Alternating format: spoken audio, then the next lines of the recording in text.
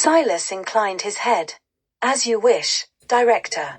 The city was at a tipping point. The Lucidists had dealt a devastating blow to the Bureau, but the war was far from over. As both sides prepared for the next battle, Lila knew that the fight for freedom was only just beginning. Chapter 19: Psychological Warfare. The Bureau's retaliation wasn't immediate, but its effects began to ripple across the city within days. At first, the changes were subtle: propaganda broadcasts on public screens, subtly altered messages during dream programming. But soon, it became clear that the Bureau was no longer relying solely on brute force. "They're trying to get into our heads," Priya said, staring at the flickering holographic feed projected on the safehouse wall. The screen displayed a serene image of the city skyline, accompanied by the calm, melodic voice of the Bureau's AI announcer. "Citizens, do not be deceived by the actions of criminals who seek to dismantle our society. Their destruction will only bring chaos. The Bureau is here to protect you. Trust us. Follow us. Dream with us." The shift in strategy. Director Voss had decided to employ a new approach: psychological warfare. Rather than relying solely on brute force, the Bureau was using fear, misinformation, and psychological manipulation to erode the Lucidist support. In a high-level meeting within the Bureau's headquarters, Voss outlined her strategy. "Physical resistance can be crushed," she said, pacing the room. "But symbols, ideologies, they require a different approach. We'll destroy the Lucidists not with guns, but with doubt and despair." Silas nodded. "We've already begun disseminating targeted propaganda. Citizens are being reminded of the supposed chaos the Lucidists bring. We're framing their actions as selfish destruction rather than rebellion." "And Lila?" Voss asked, her tone sharp. "We're using every tool at our disposal to isolate her," Silas replied. "Her image is becoming one of a reckless insurgent, someone willing to sacrifice innocent lives for her cause." The seeds of doubt. The Bureau's efforts didn't go unnoticed. Across the city, citizens began questioning the Lucidists' actions. Some who had once sympathized with their cause now hesitated, unsure if they wanted to be associated with such bold and dangerous strikes. Lila and her team watched in frustration as the narrative shifted against them. The Bureau's agents had infiltrated dreamscapes, planting nightmares of chaos and destruction associated with the resistance. Citizens woke from their dreams with visions of fire and fear, believing the Lucidists were to blame. "They're turning people against us," Jaya said bitterly.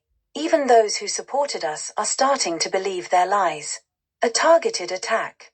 But the Bureau's tactics didn't stop at propaganda. They began targeting the Lucidists on a deeply personal level.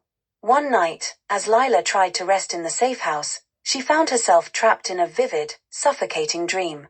She was standing alone in the ruins of the city, surrounded by faces of those she had failed to save. The voices of her fallen comrades echoed around her. "This is your fault," they whispered. "You brought this upon us." She jolted awake, gasping for breath. It wasn't the first time the Bureau had tried to manipulate her dreams, but this was different. It felt personal, invasive. "They're coming for me," she muttered, her voice trembling. Priya examined the neural readings from Lila's dreamscape. "They've found a way to breach your subconscious defenses," she said, her brow furrowed. "This isn't just a random attack. They're using advanced enforcer techniques to destabilize you." Lila clenched her fists. "They think they can break me with dreams. They don't understand what we're fighting for." "But it's not just about you," Priya warned. "If they can do this to you, they can do it to others. They're trying to make everyone doubt our cause." The counteroffensive. Lila knew they couldn't sit back and let the Bureau control the narrative. If they wanted to win the psychological war, they had to fight back with their own message. "We need to show the people the truth," she said during a strategy meeting. "They need to see the Bureau for what it really is, a machine that feeds on control and fear." "How?" VYN asked. "They control every major broadcast network, every dream channel." Lila smiled grimly. "Then we take over the dreamscape. Hijacking the Bureau's dreams." The Lucidists planned an audacious strike, infiltrating the Bureau's dream programming hub to broadcast their own message. It would require accessing the city's primary dream channel and overriding its signal, a task as dangerous as it was ambitious. This is more than just a message, Lila explained. It's a declaration of defiance. We're not just surviving, we're fighting for freedom, and we need everyone to see that. Priya worked tirelessly to create a virus that would hijack the Bureau's dream servers, allowing the Lucidists to broadcast their own program. Marcus coordinated the logistics, gathering the resources and manpower needed for the operation. The broadcast. The night of the mission, the Lucidists infiltrated the Bureau's dream programming hub, navigating through layers of security.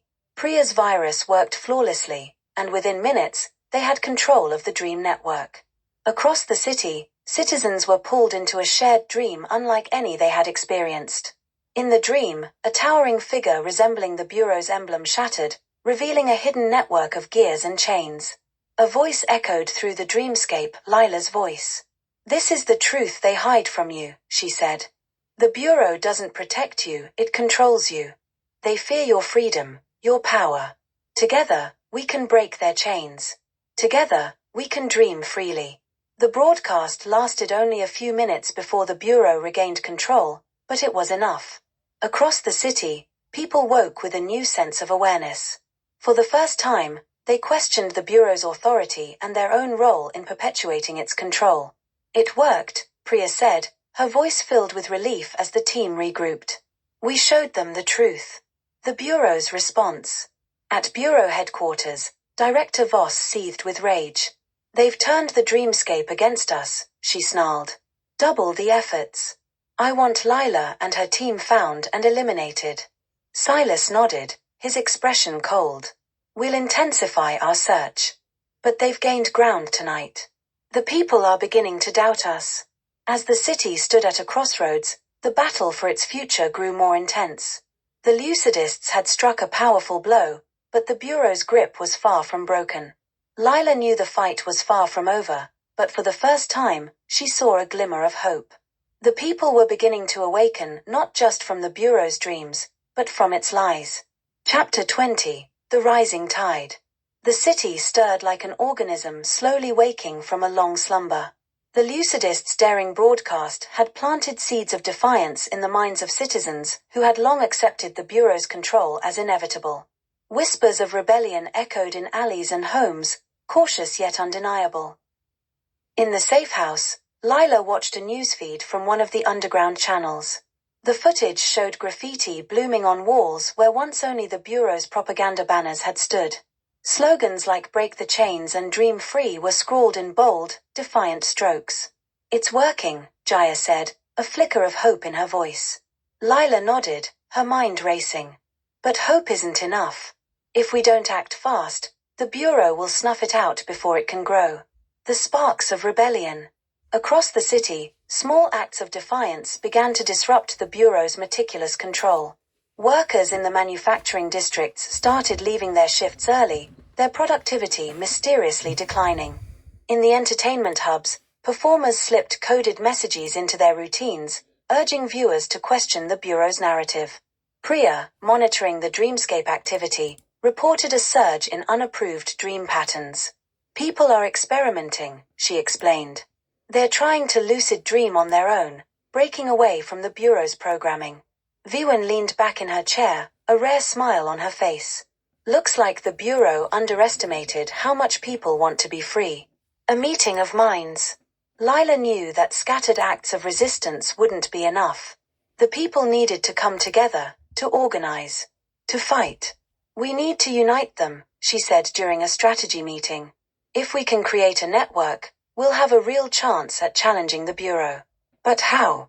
Marcus asked. "The Bureau's patrols are still everywhere, and their agents are watching for any sign of organization." "Through the dreamscape," Priya suggested. "We can use the same techniques we used for the broadcast. Create a shared space where people can meet without fear of being discovered." The team spent days developing a secure dream environment, a digital sanctuary hidden deep within the dreamscape. Priya worked tirelessly to encode it, layering defenses to protect against the Bureau's intrusion.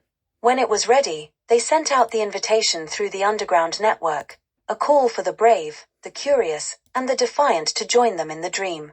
The gathering. The first meeting in the dream sanctuary was a tentative affair. Dozens of individuals appeared, their dream forms flickering with uncertainty. Some were dressed as they might be in the waking world, while others wore fantastical guises, embodying the freedom they sought. Lila stood at the center of the dream, her form steady and grounded. "You're here because you know something isn't right," she began, her voice carrying through the dreamscape. "The Bureau has controlled our lives for too long. They tell us what to think, what to dream, who to be. But we don't have to accept it." She looked around at the gathering, meeting their gazes one by one. "This isn't just about fighting the Bureau. It's about reclaiming who we are. Together, we can build a future where we're free to dream our own dreams. Are you with me?" The response was hesitant at first, a few murmurs of agreement. Then, like a wave, the voices grew louder, more resolute. "Yes," one man said, stepping forward. "I've spent my whole life working in their factories, dreaming the dreams they gave me. I want more." A young woman nodded. "They took my sister because she questioned their rules. I won't let them take anyone else." Organizing the resistance.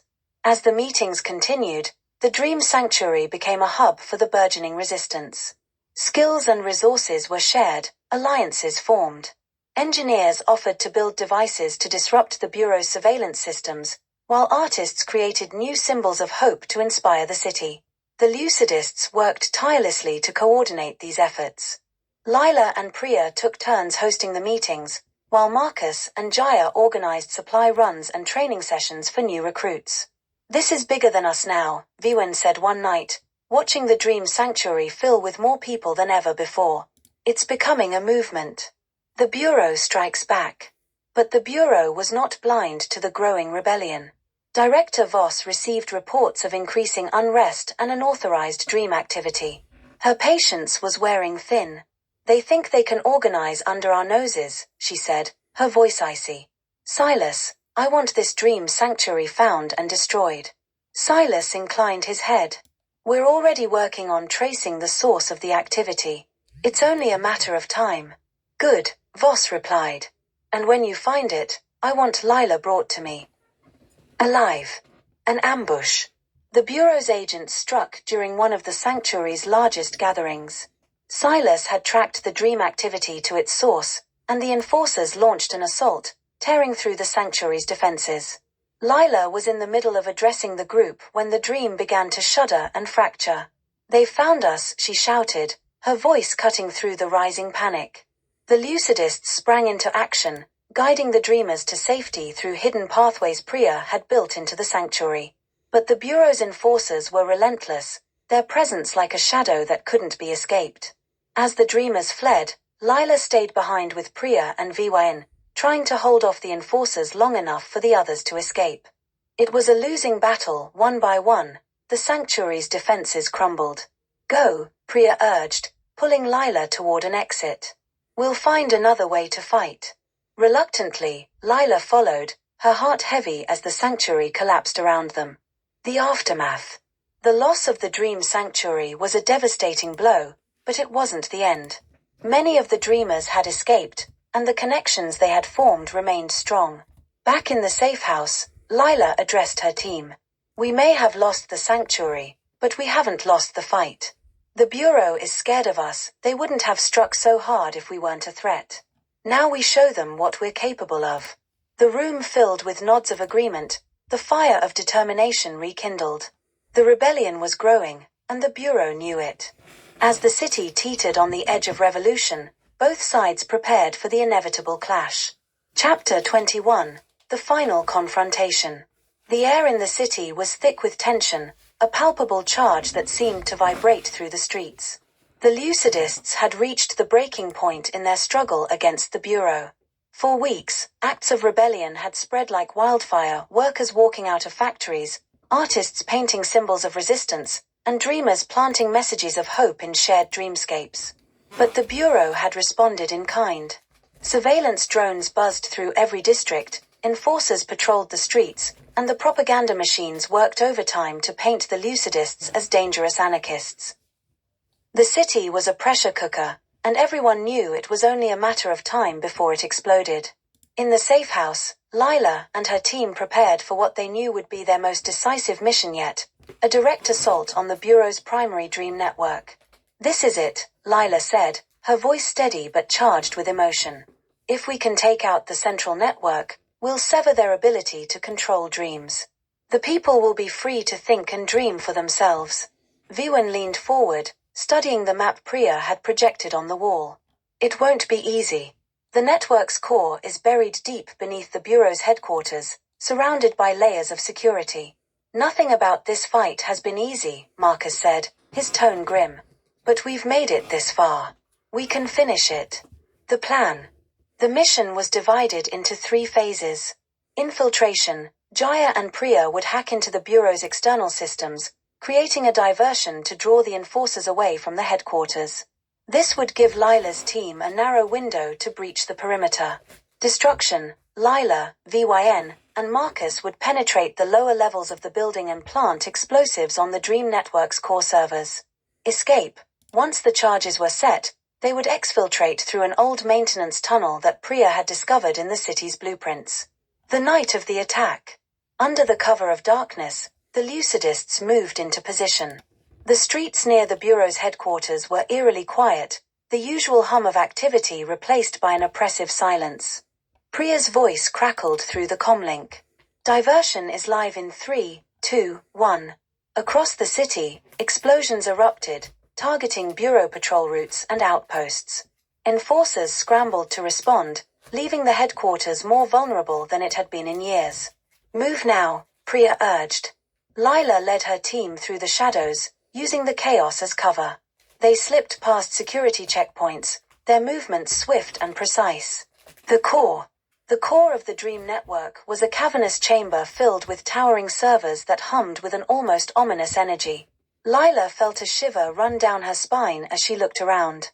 This was the heart of the Bureau's power, the source of the dreams that had kept the city in chains for so long. "Let's end this," she said, pulling a satchel of explosives from her pack. As the team worked quickly to plant the charges, a sudden sound stopped them in their tracks. "Did you really think we wouldn't be prepared?" The voice was cold, calm, and unmistakable. Director Voss stepped out from the shadows, flanked by a squad of heavily armed enforcers. Silas stood at her side, his expression as unreadable as ever. "The confrontation. You've been a thorn in my side for far too long," Voss said, her gaze fixed on Lila. "But this ends now." Lila raised her weapon, her heart pounding. "You can't stop what's coming. The people are waking up, and no amount of fear will put them back to sleep." Voss smirked. "You think you've won? All you've done is sow chaos. Without the Bureau, this city will collapse."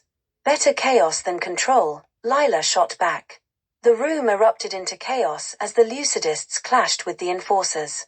Gunfire echoed through the chamber, mingling with the hum of the servers and the sound of shouting. The sacrifice. The fight was brutal. Marcus was hit early on, his leg wounded, but he pushed through the pain to cover Lila and Vyn as they continued planting the explosives. "We're out of time," Vyn shouted. "We need to detonate now, or it'll be too late." Lila hesitated for a split second, her mind racing. If they detonated the charges while still in the chamber, there would be no time to escape. Marcus saw the conflict in her eyes and made his decision. "Go," he said firmly. "I'll hold them off." "No." Lila protested, but Marcus shook his head. "This is bigger than any one of us. Go." With tears in her eyes, Lila and Vyn fled toward the maintenance tunnel as Marcus laid down cover fire. The last thing she saw before the tunnel door closed was Marcus standing tall, defiant to the end. Moments later, a massive explosion shook the ground. The Dream Network's core was destroyed, and with it, the Bureau's grip on the city's subconscious. The aftermath. The destruction of the network sent shockwaves through the city. For the first time in decades, the people's dreams were their own. The Bureau's agents, cut off from their primary system, scrambled to maintain control, but their power was crumbling. Lila and her team regrouped in a new safe house, their victory bittersweet. The cost had been high, but the tide had turned. As the first rays of dawn broke over the city, Lila stood on the rooftop, looking out at the skyline. For the first time, she felt a glimmer of hope, not just for herself, but for everyone. "This is just the beginning," she whispered. The war was far from over, but the Lucidists had given the city something it hadn't had in years, a chance to dream freely.